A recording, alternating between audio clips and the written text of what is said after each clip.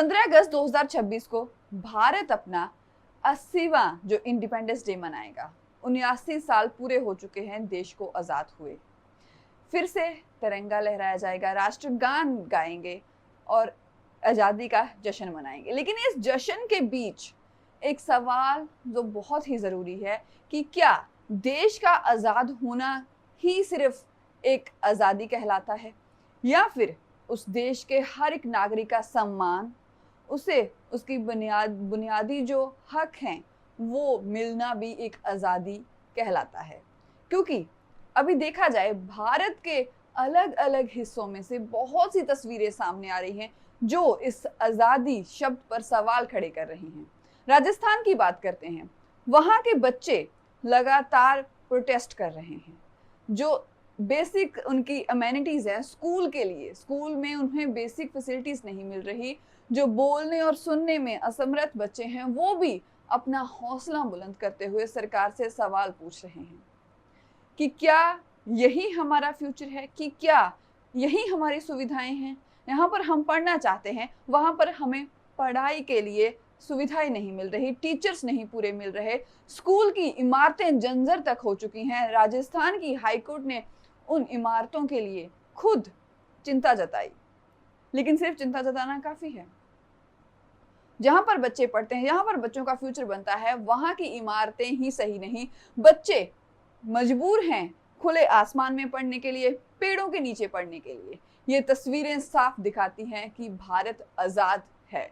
उसके बाद उत्तराखंड की बात करते हैं। उत्तराखंड में यहाँ पर बच्चे नदी पार करते हुए तस्वीरों में दिखाई देते हैं, जो भी भारत की तस्वीर है। अपनी जान को जोखिम में डालते हुए वह बच्चे 2 किलोमीटर तक पैदल चलते हैं नदी तक और फिर उस नदी को पार करते हैं। कहीं उनकी जान को खतरा है। जो ब्रिज था वो बाढ़ में बह गया, सालों हो चुके हैं, लेकिन अभी तक उस ब्रिज को, उस पुल को दोबारा बनाया नहीं गया। बच्चे स्कूल जाने के लिए मजबूर हैं उस पुल को पार करने के लिए। कोई नहीं पता कि कब क्या हादसा हो जाए। ये आज़ाद भारत की तस्वीर है। हम चांद तक पहुंचने की बात करते हैं, लेकिन कुछ बच्चे आज भी स्कूल तक पहुंचने के लिए संघर्ष कर रहे हैं। हर वर्ग के बच्चे, हर एरिया में अब बच्चे अपनी आवाज उठा रहे हैं, चाहे वो 9वीं कक्षा का छात्र हो, चाहे वो 12वीं का, चाहे वो युवा हो। वह आवाज उठा रहे हैं अपने हक के लिए, अपनी पढ़ाई के लिए, अपनी बेसिक नीड के लिए।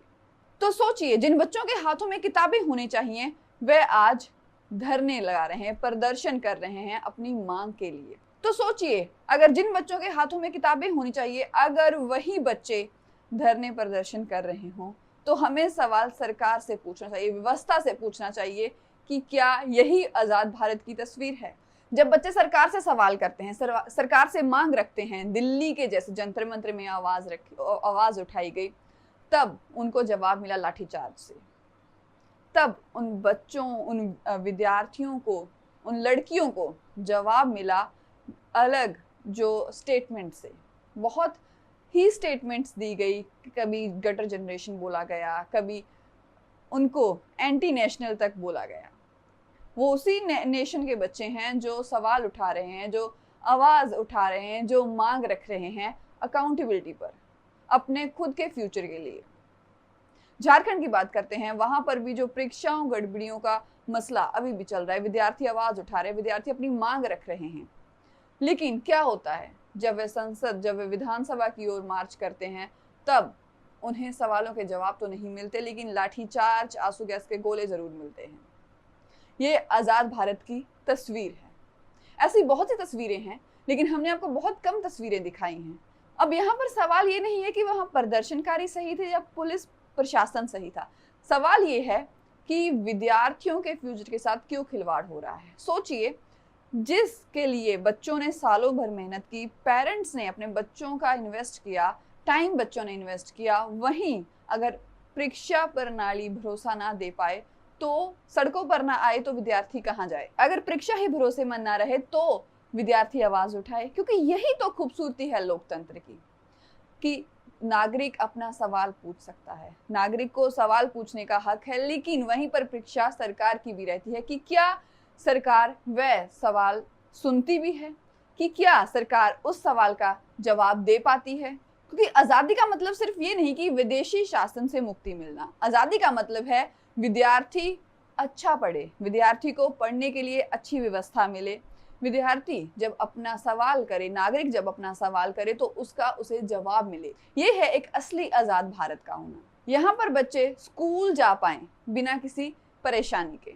यहाँ पर उनको पढ़ने के लिए स्कूल की इमारत अच्छी मिले, पानी की अच्छी व्यवस्था हो, वहाँ पर जो शौचालय की अच्छी व्यवस्था हो विद्यार्थियों के लिए, उनके लिए नौकरी का अच्छा रोजगार हो, वो बेरोजगारी में ना भटके। जब कोई नागरिक सवाल पूछे तो उसे लोकतंत्र देश में जवाब मिलना चाहिए, क्योंकि लोकतंत्र में सवाल पूछना कोई दुश्मनी नहीं है, बल्कि सवाल लोकतंत्र की सांस होते हैं। तो इस इंडिपेंडेंस आपका ये सवाल नहीं होना चाहिए कि भारत आजाद है या नहीं। सवाल ये होना चाहिए कि क्या भारत का हर बच्चा अच्छी व्यवस्था में पढ़ाई कर पा रहा है? क्या भारत का हर नागरिक, जो हर युवा है, वह अपने फ्यूचर को लेके सिक्योर है? कि क्या आज भी बेरोजगारी के लिए कोई कदम उठाए जा रहे हैं? कि क्या नागरिक बिना डरे अपने हक के लिए सवाल पूछ सकता है? क्योंकि देश की सीमाओं की आज़ादी होना कोई उपलब्धि नहीं है, बल्कि वहाँ के रहने वाले नागरिकों के लिए जो अधिकार सुरक्षित होना उस देश की असली आज़ादी कहलाता है। इस 15 अगस्त को सिर्फ तिरंगा मत देखिए, उन बच्चों को भी देखिए जो प्रदर्शन कर रहे हैं, उन युवाओं को भी देखिए, उन नागरिकों को भी देखिए जो लगातार प्रदर्शन कर रहे हैं इस लोकतंत्र देश में। जो छात्र अपनी बेसिक फैसिलिटीज़ के लिए, अपने इमारत, स्कूल की इमारत के लिए आज आवाज़ उठा रहे हैं, उन युवाओं को देखिए जो अपने फ्यूचर के लिए आवाज़ उठा रहे हैं, और फिर पूछिए कि क्या हम सच में आज़ाद हैं।